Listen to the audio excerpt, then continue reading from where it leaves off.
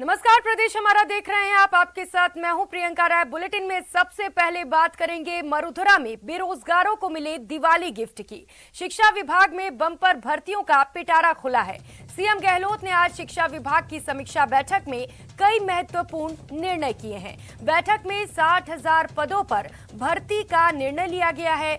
School शिक्षा में 60,000 विभिन्न पदों पर शीघ्र भर्ती की जाएगी। इनमें अध्यापक के 31,000, बेसिक कंप्यूटर अनुदेशक के 9,862, वरिष्ठ कंप्यूटर अनुदेशक के 295, व्याख्याता के 6,000 पदों समेत कई पदों पर भर्ती होगी। इसके साथ ही व्याख्याता भर्ती 2018 की प्रक्रिया को शीघ्र पूरा करने के भी सीएम गहलोत ने निर्देश दिए हैं।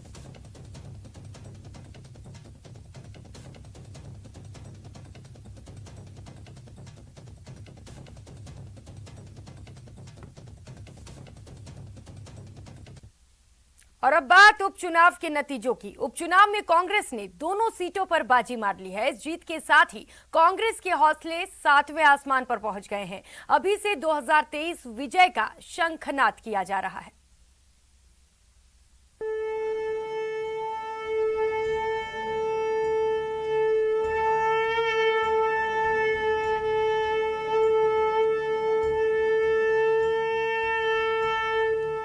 जब हम वोट डाल के आए थे, हमें तब से ही पता था कि निश्चित तौर पे कांग्रेस पार्टी की जीत तय है। उपचुनाव में हाथ को जनता का साथ।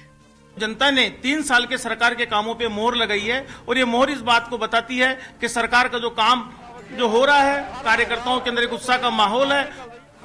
नगराज के हाथ धैर्यवत का ध्वज।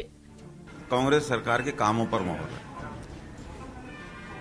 सोनिया जी, राहुल जी के निर्देशन में राजस्थान में जो कांग्रेस सरकार ने काम किया है, अशोक गहलोत जी के नेतृत्व में, उस सरकार के कामों पर मोहर है। प्रीति शक्तावत वल्लभनगर की विजेता। हमारे दादा दादी साहब, हमारे पापा हुक्म का आशीर्वाद हमारे साथ था, तो हमें पता था हम उनसे। 2 का दंगल, कांग्रेस का मंगल। जिस तरह से संगठन काम कर रहा है, हमने देखा पिछले 1 वर्ष में जितने भी चुनाव हुए, 5 उपचुनाव हुए, 4 हम भारी बहुमत से जीते।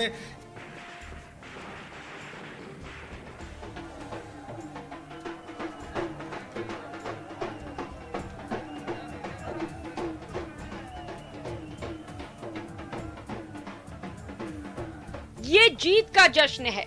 दिवाली से पहले कांग्रेस की जीत वाली दिवाली है।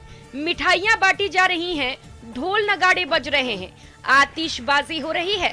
हो भी क्यों ना, उपचुनाव में हाथ को जनता का साथ मिला है। धैर्यवत और वल्लभनगर विधानसभा उपचुनाव में कांग्रेस ने जीत हासिल कर लिया है, लिहाजा जश्न है, जोरदार है।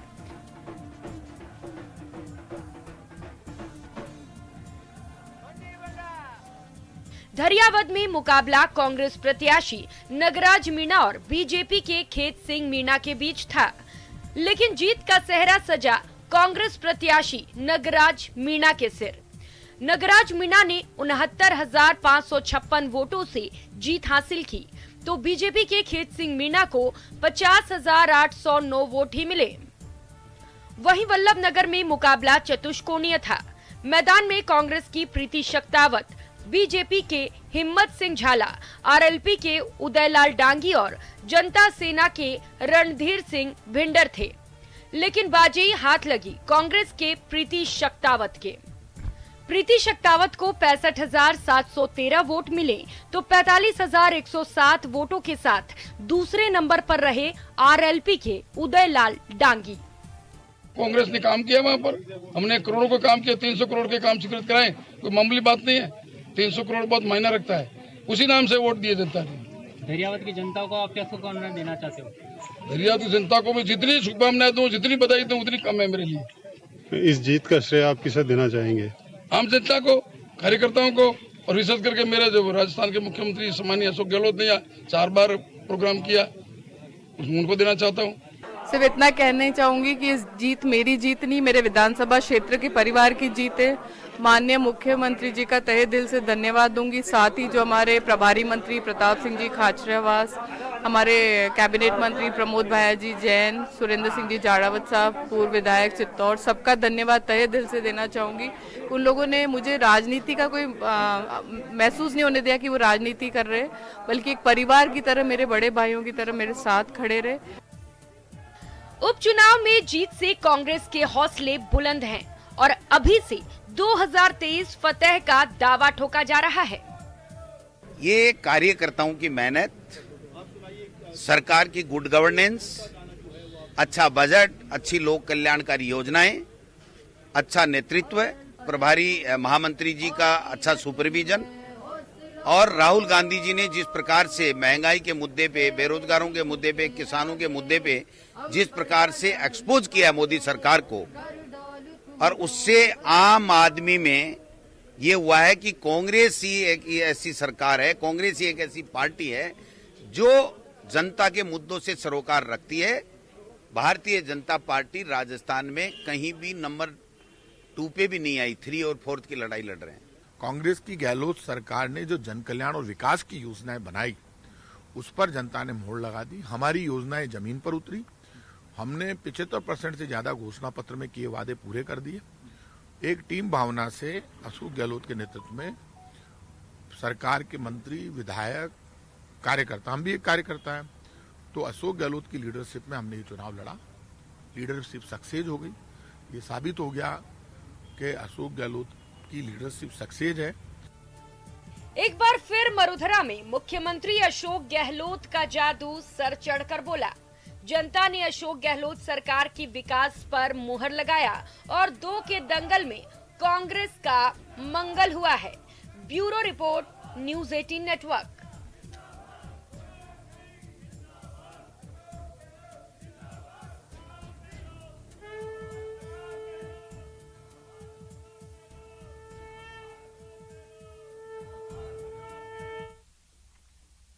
उपचुनाव में मिली जीत से कांग्रेस गदगद है। स्वास्थ्य मंत्री डॉक्टर रघु शर्मा ने दोनों सीट जीतने पर धरियावत और वल्लभनगर की जनता का आभार जताया। रघु शर्मा ने कहा कि राजस्थान की जनता ने अशोक गहलोत जी की सरकार के कामकाज से खुश होकर कांग्रेस को अपना समर्थन दिया है। साथ ही बीजेपी पर निशाना साधते हुए कहा कि बीजेपी जनता में अपना विश्वास खो चुकी है और बीजेपी संगठन में 2ym दर्जे के नेता संगठन में दायित्व के लिए बैठे हैं। की जनता का, वल्लभनगर की जनता का तहे दिल से धन्यवाद। उन्होंने हमारे मुख्यमंत्री अशोक गहलोत जी के नेतृत्व में जो सरकार प्रदेश की जनता की सेवा कर रही है और जिस ढंग से राजस्थान में हमने कोरोना का प्रबंधन किया और जिस ढंग से राजस्थान में वैक्सीनेशन का काम चल रहा है, लोगों की जिंदगी बचाने की जो मुहिम चली पूरे देश में, जिसकी तारीफ हो रही थी, राजस्थान की जनता ने भी उस पर मोहर लगाई है। और इन विषम परिस्थितियों के बावजूद, जबकि सरकार की रेवेन्यू रिसीप्ट घट गई, राजस्थान के विकास को, सर्वांगीण विकास को रुकने नहीं दिया, बल्कि गति दी है। मुख्यमंत्री जी ने शानदार तरीके का बजट पेश किया है। अगली खबर का रुख करेंगे। धन्वंतरी जयंती के मौके पर आयुर्वेद मंत्री डॉक्टर रघु शर्मा ने प्रतापनगर में स्थित एकीकृत आयुष चिकित्सालय का आज लोकार्पण किया। इस एकीकृत आयुष चिकित्सालय में आयुर्वेद, होम्योपैथी, यूनानी चिकित्सा सुविधा मिल सकेगी। चिकित्सा मंत्री रघु शर्मा ने बताया कि इन चिकित्सालय में आउटडोर और इंडोर सुविधा के साथ साथ सुविधाएं और निःशुल्क दी जाएंगी। औषधियां भी उपलब्ध होंगी। चिकित्सालयों में गर्भवती महिलाओं और दूध पिलाने वाली माताओं के लिए आंचल प्रसूता केंद्र और वृद्धावस्था जन्य रोगों के उपचार के लिए जरावस्था केंद्र भी संचालित होंगे। इसके अतिरिक्त यहां योग सुविधा भी उपलब्ध होगी।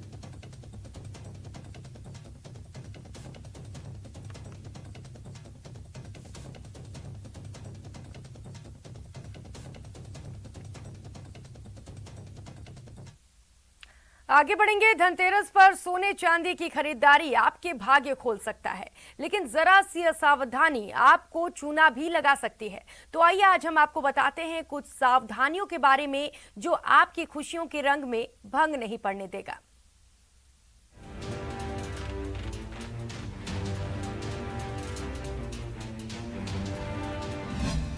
धनतेरस पर खरीदारी, सावधानी बहुत जरूरी।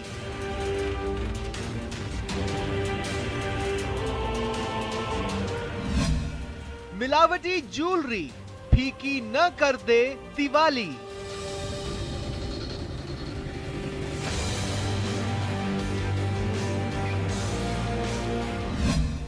हॉलमार्किंग का रखना ध्यान, असली नकली की यही पहचान।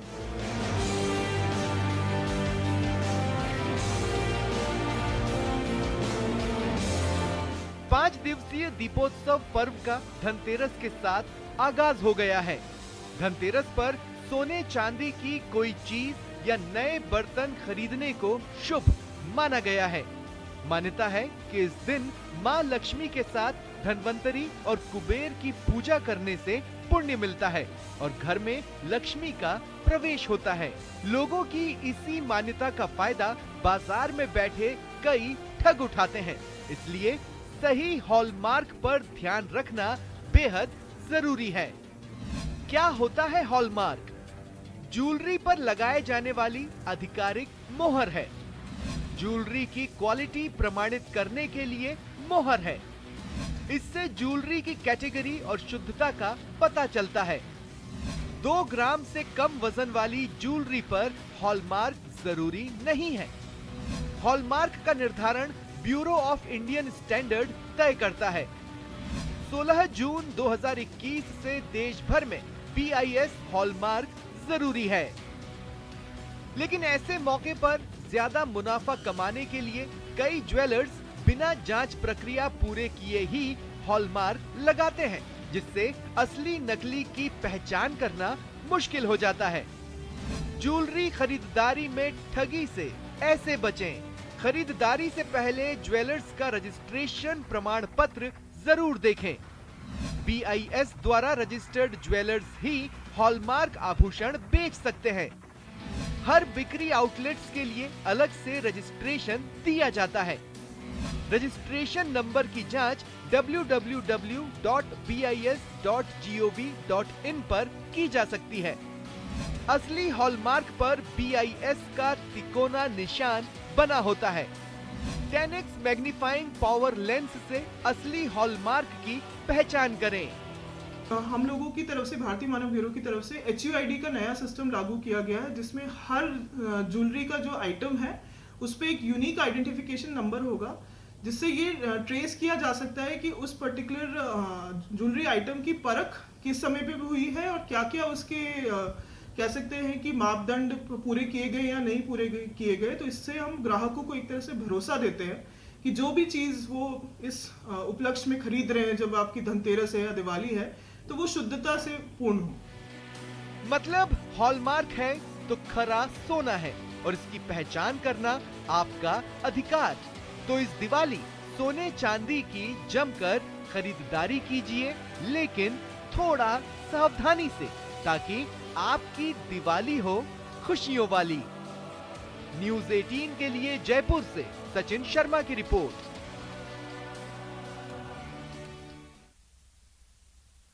वक्त हो चला एक छोटे से ब्रेक का, जल्द हाजिर होंगे।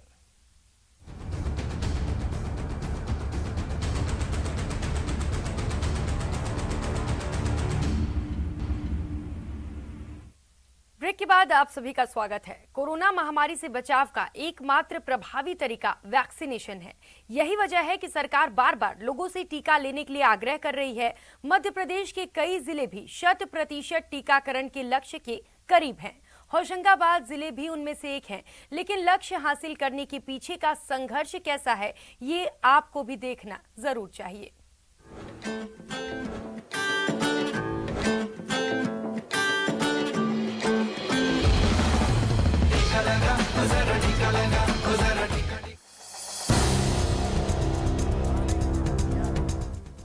मध्य प्रदेश में सरकार और स्वास्थ्य विभाग की टीम कोरोना महामारी के खतरे को देखते हुए कितनी सजग है, ये समझना हो तो होशंगाबाद से आई ये तस्वीरें देख लीजिए। अपने कंधों पर टीके का डोज लेकर नदी पार कर रही ये टीम होशंगाबाद जिला मुख्यालय से टीकाकरण के लिए निकली स्वास्थ्य विभाग की टीम है, जो इस वक्त अपनी जान पर खेलकर उफान पर बह रही दूधी नदी पार कर जिले के आखिरी छोर पर बसे डोलनी गांव के लोगों को टीके का पहला डोज देने जा रही है। दरअसल मध्य प्रदेश सरकार सूबे में जल्द से जल्द 100% वैक्सीनेशन का लक्ष्य हासिल करने को लेकर प्रयत्नशील है, लेकिन प्रदेश के कई जिलों में आई बाढ़ स्वास्थ्य विभाग के लिए एक बड़ी समस्या बनी हुई है। होशंगाबाद जिले के अंतर्गत आने वाले कई गांव तक पहुंचना भी इन दिनों बेहद मुश्किल भरा काम है, लेकिन जिला प्रशासन और स्वास्थ्य विभाग की टीम तमाम चुनौतियों को पार कर 100% टीकाकरण के लक्ष्य को हासिल करने के लिए दिन रात एक किए हुए है। इसी कड़ी में स्वास्थ्य विभाग की टीम पिपरिया और बनखेड़ी तक पहुंची और नदियों को पार कर सैकड़ों लोगों को टीके का पहला डोज लगाया। ऐसा ही एक गांव नादिया था जहां पर कि कल हमारी वैक्सीनेशन की टीम पहुंची है और उन्होंने लोगों का प्रथम बार वहां पर वैक्सीनेशन किया है।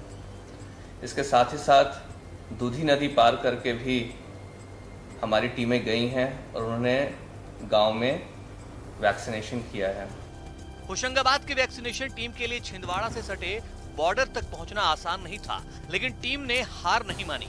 कई किलोमीटर तक पैदल चलने के बाद टीम ने दो उफनती नदियों को भी पार किया। जाहिर है जिला प्रशासन भी अपनी टीम पर गौरवान्वित महसूस कर रहा है। उम्मीद है त्याग और समर्पण की ये तस्वीरें मिसाल कायम करेगी और देश 100% वैक्सीनेशन के लक्ष्य को हासिल करने में कामयाब होगा। होशंगाबाद से शैलेंद्र कौरव, न्यूज़ 18 नेटवर्क।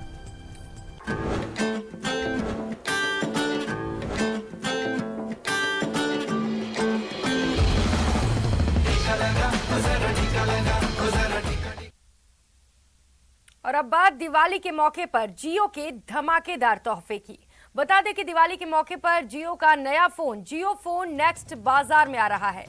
कवालकॉम और गूगल के इंजीनियरों की मेहनत से जियो का ये नया फोन लॉन्च किया गया है। ये नया फोन मात्र 1999 की आसान डाउन पेमेंट पर उपलब्ध होगा। साल में 43 करोड़ लोगों तक आसानी से अपनी पहुंच बनाने वाले और डिजिटल माध्यम को पहुंचाने वाले जियो ने लॉन्च किया एक नया फोन। जियो फोन नेक्स्ट के नाम से ये फोन लॉन्च किया गया है। जियो ने इस फोन को पूरे देश भर में लॉन्च कर दिया है। गूगल के साथ में मिलकर के इस फोन की लॉन्चिंग की गई है भारत के लिए। भारत में ये फोन जो है वो आसानी से मिल सके, इसके लिए अब जियो स्टोर्स पर और ऑनलाइन जियो की पोर्टल्स पर इसकी बुकिंग की जा रही है। 1999 रुपए की डाउन पेमेंट पर यह फोन जो है वो बुक कराया जा सकता है, खरीदा जा सकता है और बाकी पैसा आसान किस्तों में चुकाया जा सकता है। इस फोन में कई खास बातें हैं। इस फोन की खासियत यह है कि इसमें 13 मेगापिक्सल का वो कैमरा है जो कई महंगे फोनों में आपको देखने को मिलता है, खरीदने पर मिलता है। बेहतरीन कैमरा क्वालिटी के साथ बेहतरीन बैटरी बैकअप के साथ में इस फोन के अंदर खास बात है कि हम किसी भी पेज पर कहीं पर भी कोई अगर किसी भाषा का हमें ट्रांसलेशन करना है तो वो आसानी से हम उसका ट्रांसलेशन कर सकते हैं। मान लीजिए अंग्रेजी में लिखा हुआ ये जो पेज है इसका हम ट्रांसलेशन किसी भाषा में करना चाहते हैं तो हम आसानी से इसका ट्रांसलेशन जो है वो कर सकते हैं 10 भाषाओं के अंदर। यहाँ पर किसी भी भाषा में, यानी कि मान लीजिए कोई तमिल में कोई पेज लिखा है उसे आप हिंदी में करना चाहें हिंदी में, ये अंग्रेजी का पेज है हम इसे हिंदी में करते हैं। इस अंग्रेजी के पेज को अब हम हिंदी में ट्रांसलेट करेंगे तो हिंदी में हो जाएगा, अंग्रेजी में करना चाहे अंग्रेजी में हो जाएगा। इसके साथ साथ में जियो के जो तमाम ऐप्स हैं वो उसका सब्सक्रिप्शन आपको इसके अंदर मिलता है। आप सीधे तौर पर ये देखिए आप ट्रांसलेशन हो चुका है हिंदी में, जो तमाम चीजें अंग्रेजी में लिखी हुई थी वो तमाम चीजें आपको हिंदी में जो है वो यहाँ पर नजर आ रही है। और इसके साथ साथ में आप किसी पेज को अगर आप पढ़ना नहीं चाहें और सुनना चाहें, ऑडियो सुनना चाहें तो वो भी आप आसानी से इस फोन के अंदर सुन सकते हैं। यानी कुल मिलाकर के मात्र 1999 रुपए का डाउन पेमेंट देकर आप इस फोन को आसानी से अपने नजदीकी जियो रिटेलर स्टोर पर जाकर के बुक करा सकते हैं या फिर आप जियो की वेबसाइट पर जाकर के भी इस फोन की बुकिंग करा सकते हैं। क्योंकि लगातार इस फोन को लेकर के लोगों में उत्साह देखा जा रहा है, लोग बड़ी बेसब्री से इस फोन का इंतजार कर रहे थे। बेहतरीन बैटरी बैकअप के साथ में इस फोन में तमाम वो फैसिलिटीज हैं, तमाम वो सुविधाएं हैं जो काफी महंगे फोन में मिलती है। तो इंतजार किस बात का, जाइए अपने नजदीकी जियो स्टोर पर और बुक कराइए अपना जियो का नया फोन। कैमरा पर्सन यासीन के साथ लवली वधवा, न्यूज़ 18 जयपुर। इस बुलेटिन में फिलहाल इतना ही। नमस्कार।